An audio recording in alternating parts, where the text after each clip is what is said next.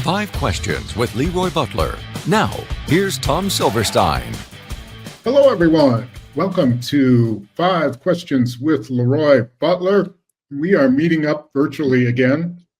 It's that time of the season, and finding connection times is tough to do it live, but we will be back live with you and also with the X's and O's after the Seattle game coming up here on Sunday night. Another primetime game, this time going way out to the West Coast. This is an interesting game because Seattle's kind of a hot team right now and looking like someone who might win the division in the West. I don't think this is an easy game for the Packers, do you? No, there's no easy games now. And full disclosure, the reason why we had to push it back because I was on a tour, promoting the draft, just meeting with different businesses and hotels and restaurants and the mom and pops, the small areas, how they can benefit when the draft comes in April. So that's why we moved it back. So that's a good reason to move it back. But I'll say this, though. This game is kind of a trigger for a lot of people, Tom, because you remember, going out there, you have a chance to go to the Super Bowl, and it's just a lot of mistakes down the stretch. I mean, the Russell Wilson, I think he threw 4 picks. I mean, at one point you were up 19-9, and you just did not win the game. So now that's a very loud place to play. And it seemed like the offensive line sometimes struggled with the noise. Well, it's going to be loud there. It might even rain. But at this point of the season, you got 2 teams that are going to be in the playoffs. But for Seattle, a team that we don't see a lot because you don't play them all the time, they got a great running game. Their quarterback, Geno Smith, has thrown a lot of interceptions. But for some reason, like Jordan, he's kind of corrected that time. I think he leads the league in yards. But Kenneth Walker III goes out, and they got a running back. Well, I don't drink wine, but my wife does. And his name is close to Chardonnay, some kind of wine. That guy just went off. I mean, because he was a replacement back for a lot of fantasy teams. And obviously, they want to throw the ball to Jackson, who I think is one of the better slot players. But, Tom, the Packers have been defending the run very well the last few weeks, especially the top running game in my mind is Detroit because the offensive line is so big and powerful. But the Seattle offensive line, they just push you wherever you want to go, and the backs just been doing a great job. So I have to give their head coach a lot of credit because when you have DK Metcalf, you just want to throw it to him every play because he's so big.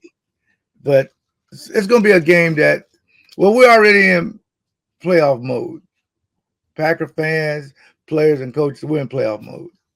Yeah, you make a good point about Seattle. I think the difference in their team of late has been the play of their offensive line, which was pretty poor early on, and now they've kind of come together. And you're right about they're really athletic. They had those 2 first-round picks, Charles Cross and Abraham Lucas, and they can move people. So when they're playing well, I think the Seahawks play well. But you're also right. The Packers played heck of a game against the Lions' 2 backs. Now, they couldn't get Goff to turn the ball over enough. They got him once. They got to get Geno Smith to turn the ball over. And that's going to require some pass rush. And I'm not sure if we saw enough of that against Detroit. Where do you think they stand there? Yeah, that's a great question because I want to congratulate our Walter Payton Man of the Year nominee, 97. He's been playing well up front. I mean, 97, 93, 95, 96. These guys have been penetrating and getting upfield to get quarterbacks off their spot. That's all their job. I know that now the defensive ends, 52 and 90, 55, they got to get the sacks. They have to get the sacks. But up the middle, because Geno will, if you go back and look like we did against San Francisco, at San Francisco, he used his legs to kind of keep plays going. If you open it up, like that, the Kenny Clarks of the world, you got to come around and make that sack if he steps up. So the sacks got to come from off of the end, the interior. Just keep that pressure going up the middle. Now you'll force Geno, because I went back and looked at all 12 I think he has 12 interception, and sometimes it's pressure, and sometimes he'll just force it. Quarterbacks do that, Tom. They have their mind made up where I want to throw the ball. I know what the play is, but instead of going through your progression, 1, 2, 3, back to 3, 3, 2, 1, back to 1, they'll just say, I know I want to go with it, because in practice, we scripted it, and he was wide open. Mm-hmm. So, and that's the thing, injury-wise, I don't know who Seattle are expecting, because my nephew, Evan Williams, I think he's still in protocol. 20, I don't know if he's going to be available. I love Zane, though. 39, I love him.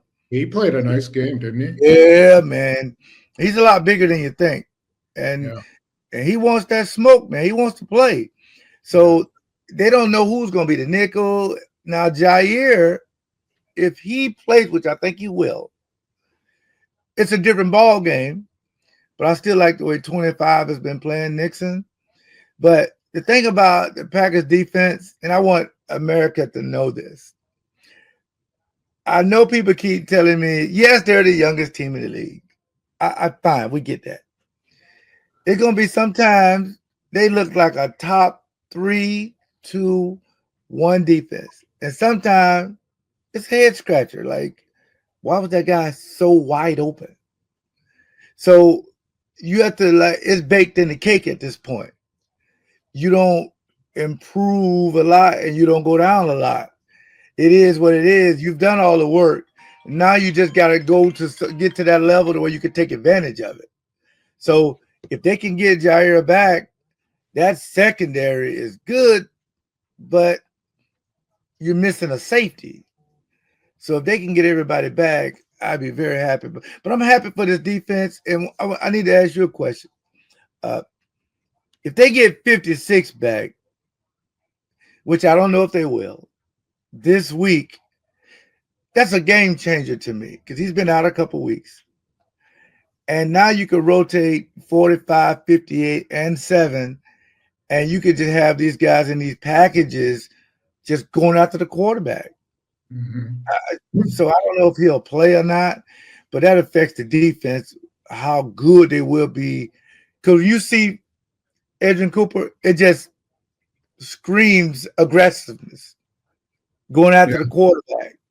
So well, I just all three, Alexander, Cooper, and Evan Williams all practiced in pads on Wednesday, which is a good sign.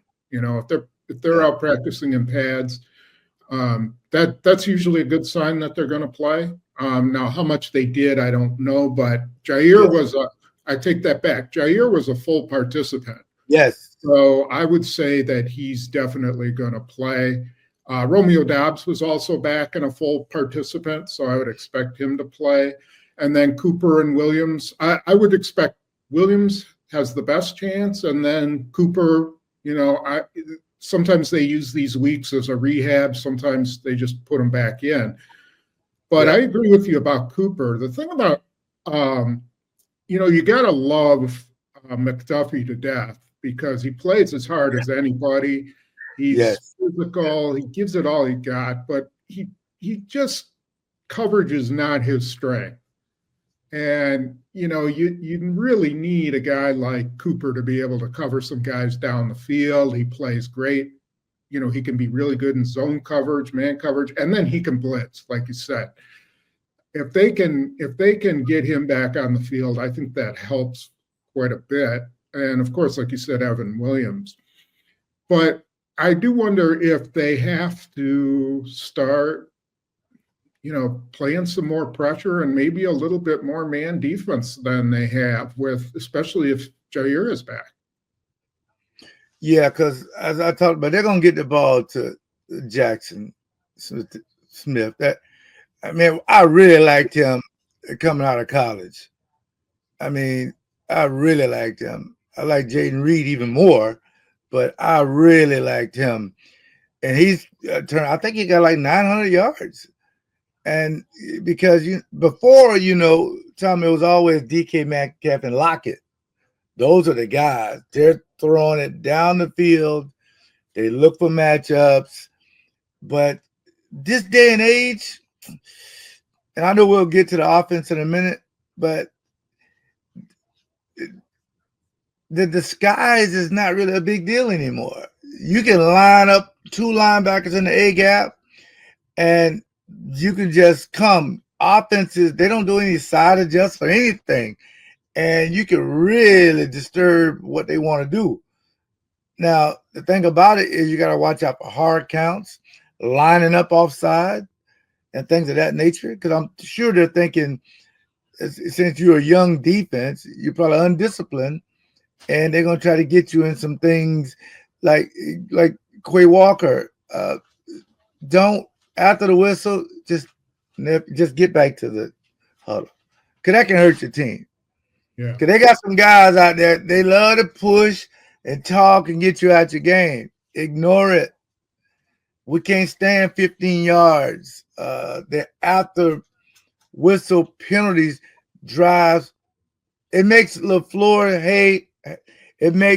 LaFleur's hair turn gray. Put it that way. It makes him look like me. It's like, don't give teams anything. Right. Use all that physicalness, before the whistle. After the whistle, just let it go. Otherwise, referees are going to be, throwing a lot of penalties, and you don't want that. Yeah, I think that's accurate. So let's flip over to the other side of the ball. Mm-hmm. And we saw a little bit of life with the passing game. There's a lot of debate about, how the Packers are using Josh Jacobs. And I'm going to argue sort of the contrarian view that I actually think it's okay to pass the ball more than they have been. And the reason I say that is I think they've established the run. I think they can run it when they need to run it, but they haven't really shown they can win games throwing the ball. And I think they need to figure that out. And the only way you can do that is throwing the ball. I mean, they're not going to win the division. They're going to make the playoffs. They're not going to win the division. Why not spend the last 4 games trying to get your passing game back? That's a question I pose to you.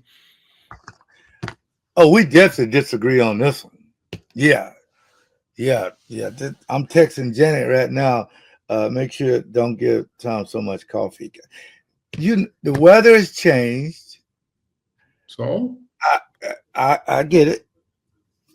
Josh Jacobs is a weapon. He has to get 25 touches. However you get it, fine. And then I'm all right with 31-30. I just think that the teams that control the run in the line of scrimmage, they're going to control the next four games. Because when you have a lead and you can run that ball in the red zone. Now remember, they were terrible in the red zone at the beginning, but guess how it got corrected? Yeah, no question. That's true. Yeah. But what if you're not in the lead? All of a sudden, and then you're forced to throw and you haven't been throwing the ball effectively. That's a great question. Here's what I think about that. And I go all the way back to the analytics and all that. Even when we were ahead back in the 90s, teams that still ran the ball gave us the most problem because we would put our nickel out there, assuming they would say we're up 14 points. That teams were going to just throw. They ran the ball and was getting 7 yards a clip. Next thing you know, they've scored and they got the momentum. The thing about running the ball is the physical nature of you're demoralizing your team, saying, you know what, yes, we're losing at the time, but my offensive lineman, I don't want them pass rushing 35 times. And if you look at the numbers, when Jordan throws the ball 35 to 40 times, the results are not that great. But he's in the 20s, they usually win those games. But teams like Detroit are going to say, teams saw what Detroit did, which was they just flooded the line of scrimmage and said, you're not going to run on us. Go ahead and try to throw on us. You can't do it. And, the Packers played fabulous run defense against those two backs. But what did the Lions, what was their response? Their response was, okay, we'll put it in the hands of Jared Goff and we'll win it. He threw 41 times. Yeah. So I sort of think the Packers have to be prepared for that teams are going to do the same thing Detroit did and say, okay, Jordan Love, you beat us. Oh, no, that's a great point. I mean, I don't disagree with you. I just, we have a different opinion. But I was, to your point, something that does frustrate me, and I just talked about it, that back in the 90s, it was up to Brett and Frank Winters, who was our center, to figure it out. Because if you get guys walking up in the A-gap, I don't care what was called in a huddle. Brett will give you a call to run a side adjust, a slant, a stop, signal, because you can't run your 12-yard or 15-yard in routes when you got a casino blitz coming in, because they're bringing more people than you can block. Right. But I don't see the side adjust. You have to make people pay when they blitz you and get into your quarterback. I agree. It seems like Packers don't really have a plan for that built in. If they do, then Jordan got to say, it's in our meetings. I mean, say you're the slot receiver and you got to run a middle read. If they're cover 2, you take the middle. If it's cover 3, you run a corner or a stop. But if you looking inside and you see them blitzing everybody and the safety's 12 yards off of you, stop and let me get you the ball real quick and run. Yeah. A call a screen. We go 2-jet Sally. That means screen.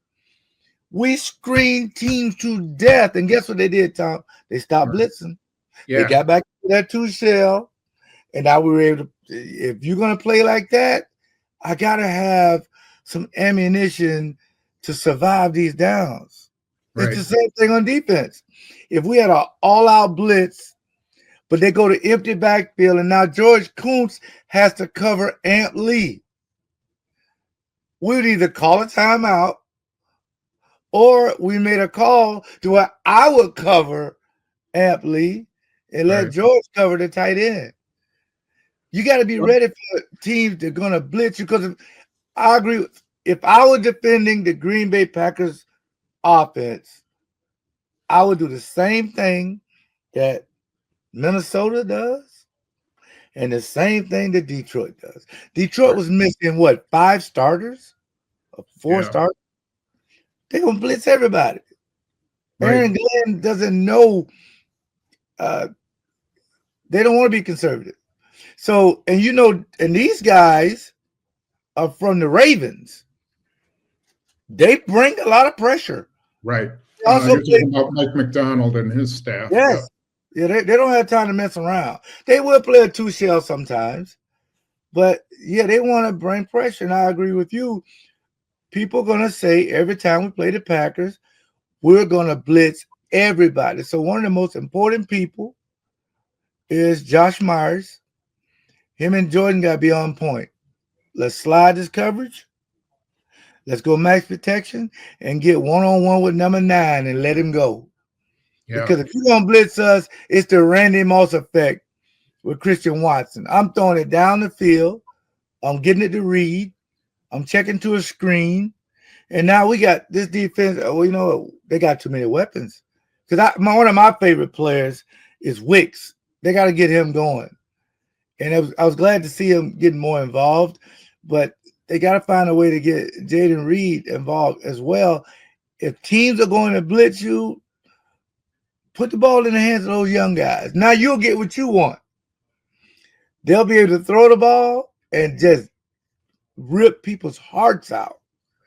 Yeah, so I asked Jordan Love about that on Wednesday, particularly about, you know, in Detroit, they were that game was screaming for them to do those adjustments, you know, to run some slants because of the looks they were getting. But there is some limitation when you play in a really loud environment like that. Yes. I think LaFleur, especially out of shotgun. Yeah, and you have to, you know, I agree, you know, it's up to Love and Myers, but I think it's up to LaFleur to give Love some more opportunities to check out of stuff. And I don't know to what degree that he's letting him do it, but it seems like there's plays where, you know, the blitz is coming and these routes are too long developing and he's not getting a chance to show his arm. And we saw he's looking healthy. I mean, we saw that throw to Tucker Kraft, that throw to Watson on the sideline, the deep ball. He's starting to throw dimes again. Yeah. And I think they got to figure out a way to take advantage of that. And that's my whole point in passing. Now they got to get all those receivers back doing what they were doing at the end of last year. Getting Dobbs back, I think, will help. But, you know, Seattle's a tough environment. It's going to be tough to make some of those adjustments. It may rain. Jordan is like this close from being the best quarterback in the league. This close. And the little things that he works on in the off season, that's what you're seeing now. His footwork, he got big hands, and his arm is flawless. But he got to get his arm and his mind together. I can make that throw. Oh, maybe I shouldn't throw it right now. No, I don't want to. No, because I know we can get a field goal. I'm not going to make that throw. But he has the talent to make every throw in the league, and that's why we're so excited for the future. But this is the reason why we made him the franchise quarterback for games like this. Yeah. Because the trust that we have in 10, he can make every throw. But you got to protect him, and you got to give him some weapons. You remember, like, Batman would have, like, a belt, and he had it don't matter what happened, he had something. That was the West Coast offense. Whatever you give me, I have either a protection or a call to get me out of it. That's how arrogant that offense was. And if you play action to the right side of you, but they bring the blitz on the left, Josh Jacobs had to take the fake and go around and pick this guy up. Now Jordan has to get off his spot, still looking down the field and make a throw. Mm-hmm. And they got a lot of talent. But Seattle would test you. And you got to have some side adjust stuff. Now, see, here's where, when I say it's baked in the cake, the offense is in. You know, it's in.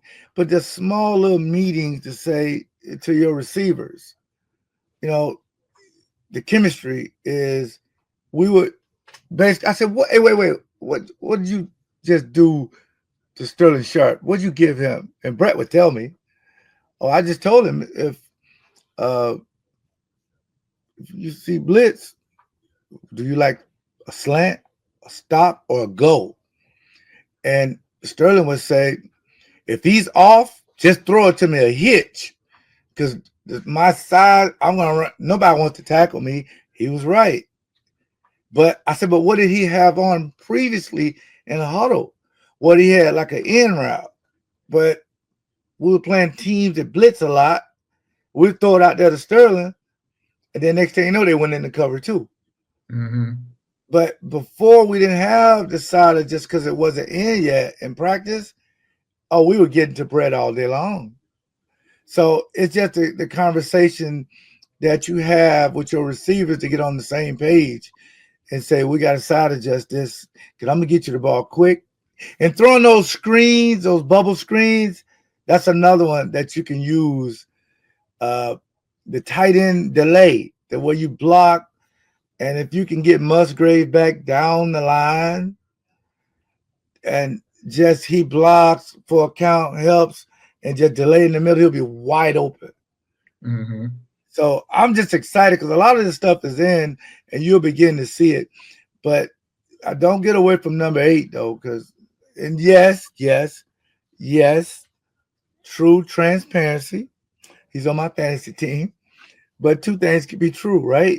I mean, the guy's an amazing player. And tell him I want my pan back, too, because I never got my pan back after the Dolphin game. I'll let him know. All right. Let's go to your prediction. Okay. This one was hard because after we looked at all the tape and all the games and talked to people, because I really didn't know a lot about the head coach. I didn't know a lot about him. I knew a lot about the defensive coordinator. I'm going to go Packers 30 and the Seahawks will be 27. Because I think every time the Packers score 30, that's the key number. They're going to win games or be in the game or have a chance to win it down the stretch. So the Packers, if they score 30, it's a good chance they'll win. And the defense, you just got to hold them to field goals. So I say Packers 30, Seahawks 27. All right. Yeah. All right. Well, we thank you for joining us once again, and we will be back after the Seattle game. You probably have some people you would like to thank. Yeah, again, I want to thank the fans because everywhere I go, people say they love 5 questions, and sometimes it's 16 questions when the Packers lose.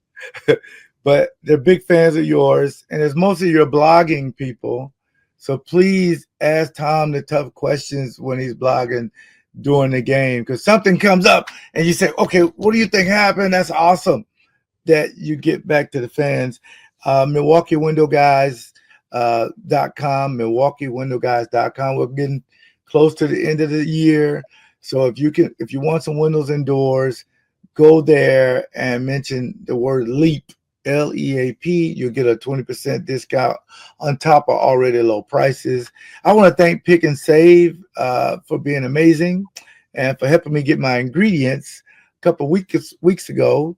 That was awesome. I appreciate Emily and Michael, our top CEO, for allowing me to just go in there and get my ingredients. So if you're shopping during the holidays, always go to your nearest Pick and Save or Metro Market.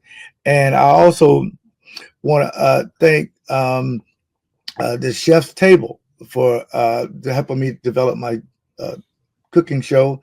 And I have a special gift for Christmas. If you want to give somebody the best gift for Christmas, please go to LeRoyButlerInc.com. That's LeRoyButlerInc.com. I will be available certain times on the 24th and 25th to call the biggest Packer fan, FaceTime. If you live in the Milwaukee area, only in the southern Milwaukee area, because I live in Oak Creek, there is an opportunity for me to make a Santa Claus knock on your door and surprise your kids. All the information is on my website. Basically, FaceTime calls or personal calls on the 24th and 25th. We're actually going to do that to Bill Schultz, our executive producer. So now he knows, Bill, I'm going to call you. And Tom paid for it, though. Tom paid for it. Yeah. You know, I have a no solicitors sign on my door. You can't call me a solicitor. Don't come over there. We got a dog, too, you know. Hey, I got a dog. I'll bring my dog. He's about this big. It's a Shih Tzu. Name. I don't know why my kids named him this. They call him Brown Honey. I said you can't call a male dog Brown Honey. Because he's dark. He's like a chocolate brown color. And these are girls. They just come up with these names. We may change his name for Christmas. All right. But thank you very much. Well, great. And we will see everybody after the Seattle game. And just a reminder, there is no X's and O's this week, but we will get back to it next week. Thanks for joining us. See you next week. Bye.